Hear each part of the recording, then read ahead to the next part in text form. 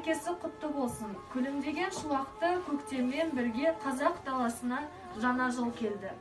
Әр адам келер жылдан үлкен үміт күтіп, оны ақ тілекпен, ақ ниетпен қарсы алады.